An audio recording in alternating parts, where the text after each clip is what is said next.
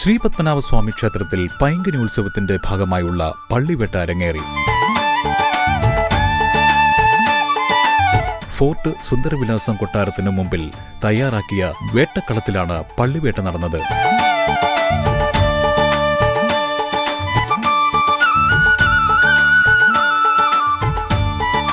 പടിഞ്ഞാറേ നടവഴിയാണ് വിഗ്രഹങ്ങളെ പള്ളിവേട്ടയ്ക്കായി പുറത്തേക്ക് എഴുന്നള്ളിച്ചത്.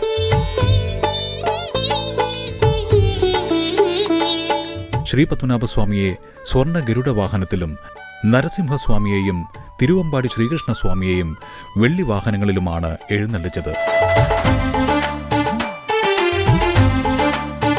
വാദ്യമേളങ്ങളില്ലാതെ നിശബ്ദമായിരുന്നു വേട്ടപ്പുറപ്പാട്.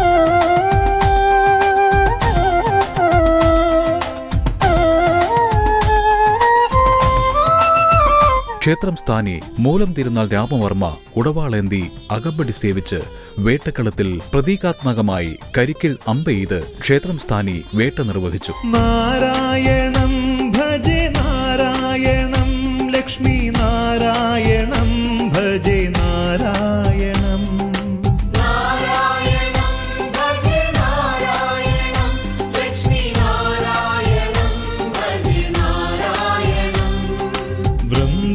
വൃന്ദാവനസ്ഥിതം നാരായണം ദേവവൃന്ദൈരഭീഷ്ടുതം നാരായണം.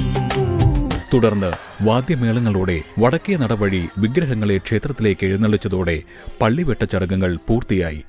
പങ്കജലോ